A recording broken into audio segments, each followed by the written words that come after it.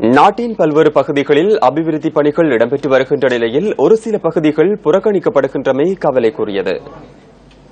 மட்டக்களப்பு மாவட்டத்தின் வவுணதீவு பிரதேச செயலகத்துக்குட்பட்ட பருத்திச்சேனை கிராமமே இது.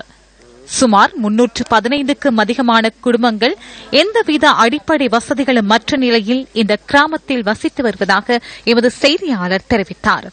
கூலி தொழில் மூலம் அன்றாட வாழ்வினை முன்னெடுத்து செல்லும் இவர்கள் தினம் தினம் போராட வேண்டியுள்ளது. நிரந்தர வீடுகளின்றி குடிநீர் வசதிகள் மற்றும் மலசலக்கூட வசதிகள் இன்றி தினம்தோறும் அல்லல் படுவதாக பிரதேச மக்கள் தெரிவிக்கின்றனர். இந்த கிராமத்துல தண்ணி இல்ல, கரண்ட் வசதிகள் இல்ல, ரோட் வசதிகள் எல்லாம் மோசமா கிடக்குது. வறுமைப்பட்ட ஒரு கிராமம் இது. இதுக்கு நீங்க புதுசா அரசாங்கமாவது உதவி செய்யணும். அத்துடன் அன்றாடம் பயன்படுத்தும் வீதி சீரின்மையினால் போக்குவரத்தில் சிரமம் ஏற்படுவதாகவும் மக்கள் சுட்டிக்காட்டுகின்றனர். கூலி தொழில் செய்யறதுதான் இந்த சனம் அடிப்படையாக கொண்டிருக்கு.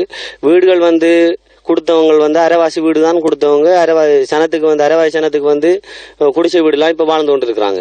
அப்ப தண்ணி பிரச்சனையும் இருக்குது. இங்க என்ன சொன்னா குழாய் கிணறு அடிச்சவங்க பொருளாதார அமைச்சுங்களா, அது சில குழாய் கிணறு இதுகள் பைப்புகள் இப்பயும் வேலை செய்யாம இருக்கு.